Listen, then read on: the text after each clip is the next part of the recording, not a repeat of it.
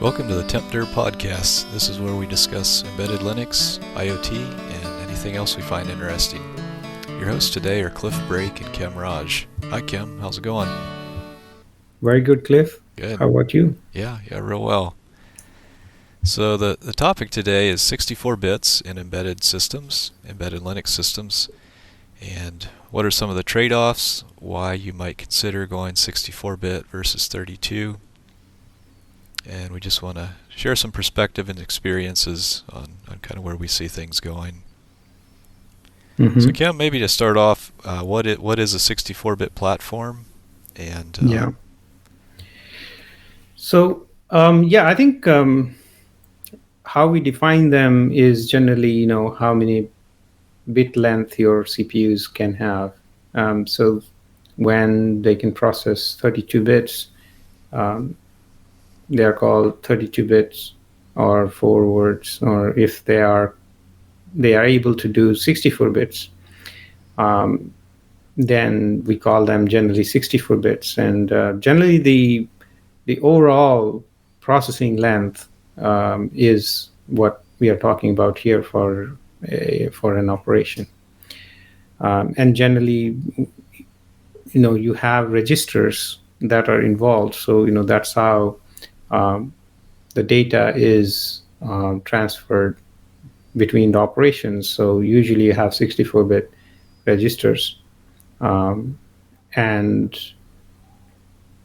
the 32-bit systems will have 32-bit registers. So essentially what you see there is that's your unit of operation becomes 32-bit, and here your unit of operations are primarily 64-bit operations. Sure. Whether they are load store, whether they are compute operations, the fundamental unit that they're operating on is generally 64-bit. Mm-hmm. So a 32-bit integer that works out to like the maximum number would be 4 billion if I remember correctly. Yes, roughly that. And then a 64-bit integer, the maximum number is a number so huge we can't even imagine it, I'm sure. Yeah, not so far. Yes. So one of the issues in the past I recall is for desktop and server systems, when we had 32-bit systems, it seemed like that was plenty, but as RAM prices continued to come down and capacity expanded, we soon had 4 gigabytes of RAM in a machine, and then that became a real problem, and you couldn't address the entire memory space easily with a 32-bit machine. So that's right. That's my recollection of what kind of drove the desktop and server systems into 64-bit, so that you could you could have more than 4 gigabytes of RAM. So Yeah. how long have 64-bit systems been around in the embedded space? So very good question. I guess they have been around for a long, long time. So, if you go back, it was in 90s, the IRIX systems that came around, they were, primarily first 64-bit systems, the silicon graphics systems. But then for a while, it was being worked towards, but it really started, in the desktop / server space, with AMD coming and Intel coming with 64-bit EM64T architecture that became more common. But I think as far as embedded is concerned, more or less they stayed primarily on 32-bit systems. I would say for quite a bit of time. There are a few anomalies you can talk about, but really, if you look at 64-bit becoming more common, I would think practically is post Raspberry Pi 3. Yeah. Where you really started putting 64-bit silicon into like embedded boards. Before that, there were designs that were available for 64-bit. There were like network switches and things like that were designed by at enterprise level. They could use, if you call them embedded systems, then there were blade servers, who were doing that sort of stuff. But if you consider really like industrial IoT and that consumer electronics, that's primarily started fairly recently. I would say, in fairly recently, meaning probably last 10 years. Mm-hmm. Yeah. So in the industrial embedded space, we often look to the NXP IMX series of processors. Mm-hmm. So the IMX6 was popular for years and years, and that's a 32-bit processor. Mm-hmm. And then a couple years ago, the IMX8 was released, and that's a 64-bit processor. So in the industrial space, that's an example where we've seen the transition from 32 to 64 bits. Yes. Yeah, absolutely. And I think it's also, if you look into the cellular phone space, then I think, they started this migration a few years early, but they are going through those transitions as well. A few years before, I think industrial IoT chipsets came along. So pretty much every cell phone today is probably 64-bit, or at least the smartphones. Yeah, if you go and buy a new phone today, they pretty much are 64-bit today, whether it is, any operating system, any vendor. Mm-hmm. Yeah. So what are some of the challenges with 64 bits in the embedded space, or how do we support that? Yeah, so I think the constraints for embedded systems. One of the big constraints generally used to be around storage, right? So you wouldn't be putting a big disk or big, NAND or that sort of storage space in there, because that added to your BOM cost. So if you look into 64-bit, you take an application and compile that 32-bit or 64-bit. The 64-bit version is generally bigger in size. Mm-hmm. And, I wouldn't put a number, but, it's not, it can be same, or it could be bigger. Generally, it is bigger. It's not double, right? But it's somewhere, 20% onwards. Sometimes it's 5-10%. Mm-hmm. But overall, you end up with a larger root file system, right? When you have all the programs and libraries that you are packing together. So 64-bit, will result in a larger file system. The second constraint is that now your buses as well as your registers are 64-bit. Therefore, your unit of operation is 64-bit, which means that the amount of RAM it needs to do those operations is also larger. So the amount of runtime memory your programs will require goes up too as well. So and again, you need larger caches then as well. Yes. Mm-hmm. And there's also a power concern because 64-bit CPUs are bigger compute units. Therefore, they may require more power. But then that's also subjective, because usually power goes hand in hand with what you're doing. So sometimes you might have a very power hungry 32-bit processor, which you are pegging at a very high speed for whatever you're doing. And now, you could do that same job with 64-bit, probably with maybe similar power form factor, with a a lower powered 64-bit CPU, for that matter. So if you consider, so these are primarily, three larger, roughly, areas where you worry about things. And compute is something that, in many cases, is probably equally important, but not more important than other two. And so in many cases, you do see that, it's probably not that I don't want more compute, but it's just that I can't have more compute. So that is what the industrial IoT's constraints were so far. Um, Now, what you'll see today is that your memories have gone cheap. You can put more memory. Your, SSDs slash SD cards slash eMMC, the price points aren't similar to what they were, 10 years ago. And similarly, if you look at the miniaturization of the designs, so you can have a really small area to fit in your 64-bit systems nowadays, has kind of enabled it into, being packed into those small SOMs or small systems. If you look at Raspberry Pi today, right, it's a credit card size board, and it runs a 64-bit CPU. Mm-hmm.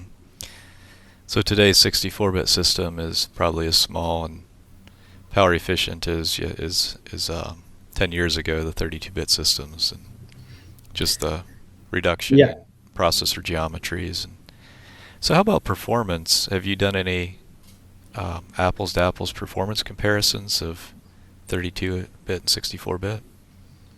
Yeah. I think, generally 64-bit outperforms, on 32-bit systems, largely because of, the factors we talked about. Generally, your 64-bit registers, you can push more data onto system bus, read more data, compute more data, and do bigger operations in single cycles. So that all results in quite a nice improvement in compute. Plus, 64-bit systems tend to have double the register size, which means that your compiler can use a lot of these registers to juggle the data before using the memory to do the transactions. So what that gives it is that it adds quite a bit to speed of your program if it doesn't have to spill that out to memory, for performing the calculations or whatever it is doing. So overall, you end up doing, if you go with barring is, you're not looking at how much memory it's going to need or space it's going to need. The performance is always better on the 64-bit systems. And it can be, in some cases, a huge difference. But generally, if you look at, it's kind of, you have that average, 15-30% improvement just by recompiling a program and not doing anything else. Mm-hmm. But what you can see is, compiler also finds more opportunities to do, more aggressive optimizations on your systems. Sure. Okay. So here's the big question, I guess, is why should we choose 64-bit over 32? And I know we've talked about some of the issues like performance and but what are some of the issues we might run into on 32-bit platforms in the future? Yeah, I think when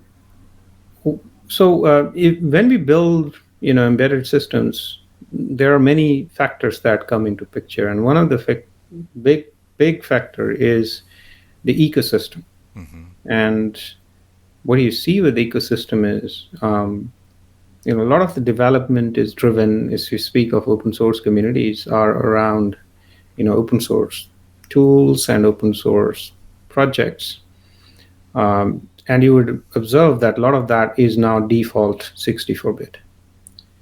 So if somebody writes a new tool or somebody writes a new software, new library enabling you, they would have optimized it for 64-bit already because that's their native platform that they're doing, because of their development being perhaps a desktop or a server or what have you. So it's an advantage for you to already utilize that work that has gone in there. And one example I can cite is in browsers, for example, WASM support, was implemented on 64-bit. I mean, there are some implementations out there today that can do 32-bit, but obviously, such big features, they become 64-bit ready first, and then obviously, some folks have need for 32-bit and things like that. They kind of add that later on. The other thing you might have observed is like more modern compile infrastructures. If you look at like Go compiler or Clang for that matter, or Rust or anything, they added like 64-bit architectures from day one. So what it does is if you look at the maturity of those backends is far, far better than something that you're adding later on for complying to 32-bit architecture. So what do you end up with like is a huge ecosystem that is tuned for 64-bit already, and you have a large set of software that's already ported to 64-bit to choose from. So in my opinion, that's actually a huge deal. It gives you a high starting point for your projects. Some of these modules and some of key aspects that you might need in a Go program and that may be available for you will be already optimized for 64-bit, rather than like you doing some work there to get it going. And I think performance is definitely important, because I think your compute requirements are much higher today on industrial IoT systems as well than they were a few years ago. Because today you are connected to the internet and you're running some sort of web application in some cases. So you are basically embedding a browser on those systems. If you consider like entertainment sector, then you have 4K videos, playbacks, and besides that, systems are doing a lot of other activities of managing other units that are on the system. So the compute requirements on these systems has gone up as well, and you really get benefits of scaling those use cases really well on 64-bit. Sure. Yeah, that makes tons of sense, because if you look at where most of the we mostly use ARM Linux, the ARM architecture and embedded. So you look at where all the development's being done now. It's a lot of ARM processors are going into server farms now. The high core count. Yep. And of course the mobile devices, there's a huge amount of focus and development there. And technologies like the browser, you pointed out WASM, it's important. It's a very complex technology, and if we need to leverage what other people are doing. So the other big thing when we select technology is we want to look ahead and try to predict where things are going to be in 10 years, because we don't want to start with a technology that's trailing off and won't be supported very well 5 or 10 years from now. We want to start with something that's gaining momentum and is on the rising trajectory, and that's what we want to jump on, so that we have a good long runway of innovation coming in the future. So.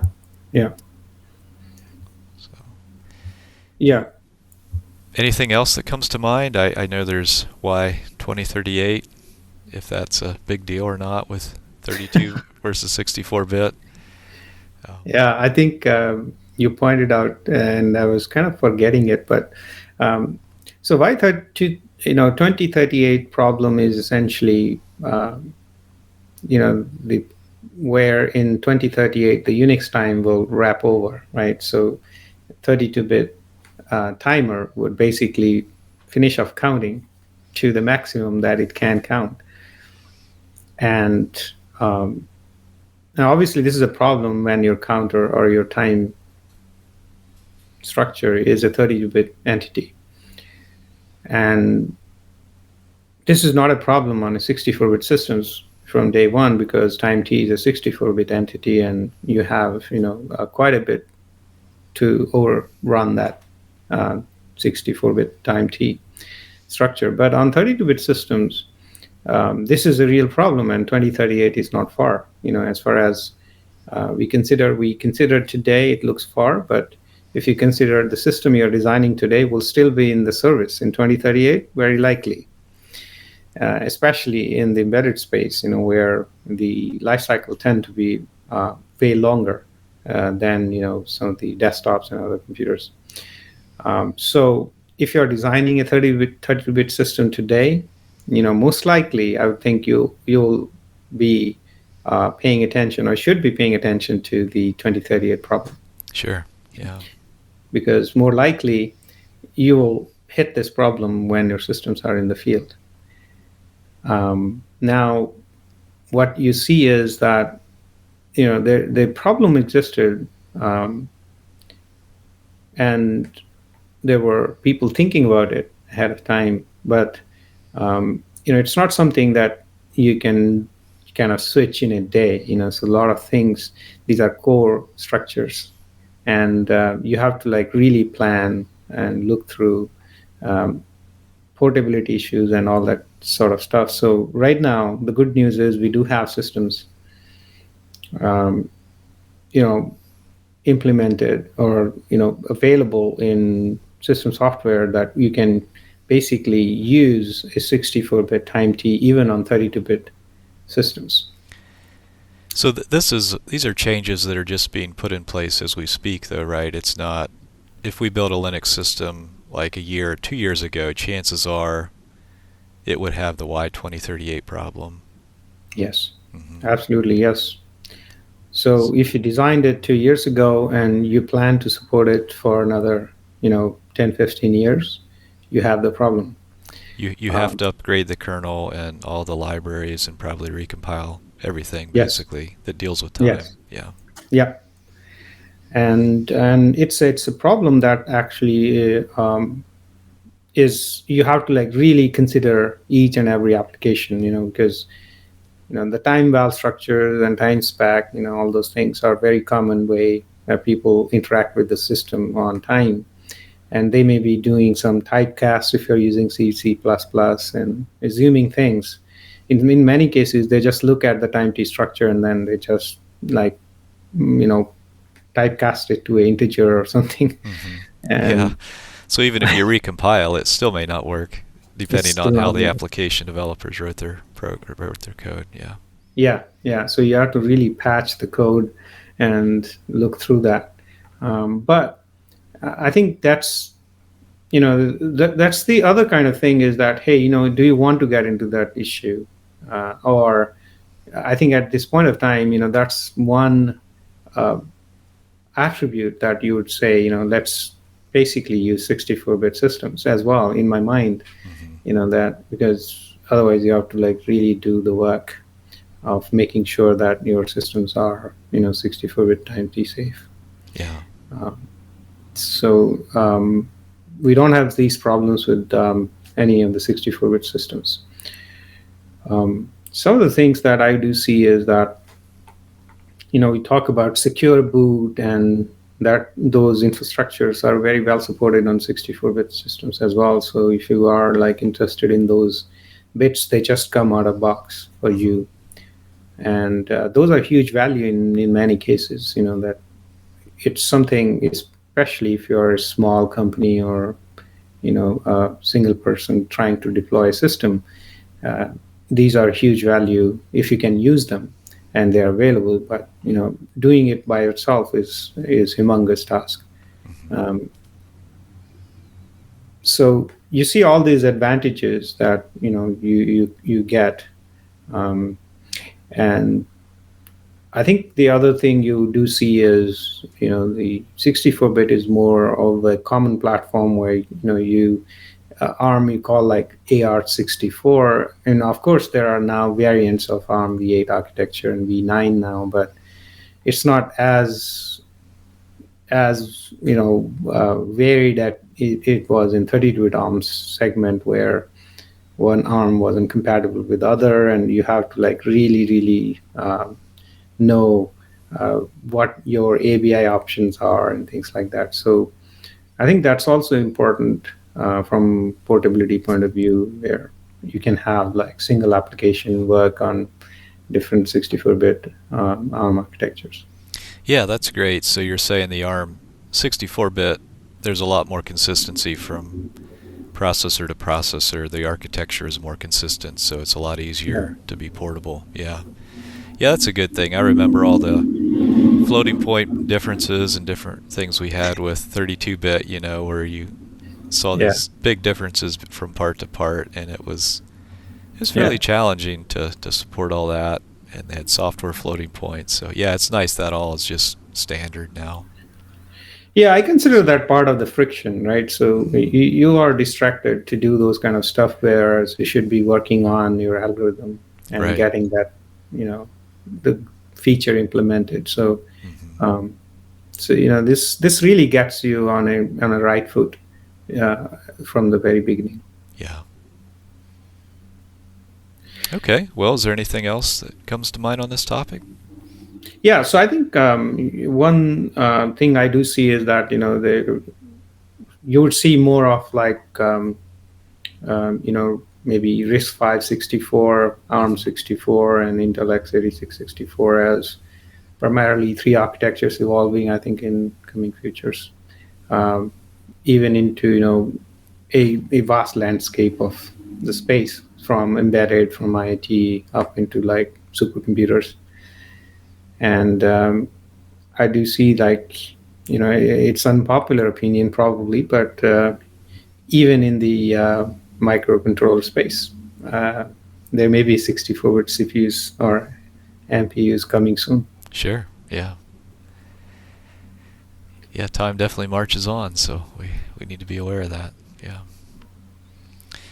Okay, well, I appreciate all the thoughts, and thanks for listening. If you have any comments, reach out to us on our community forum or contact us via our info@tempter.org email address. And until next time. Thank you, Cliff.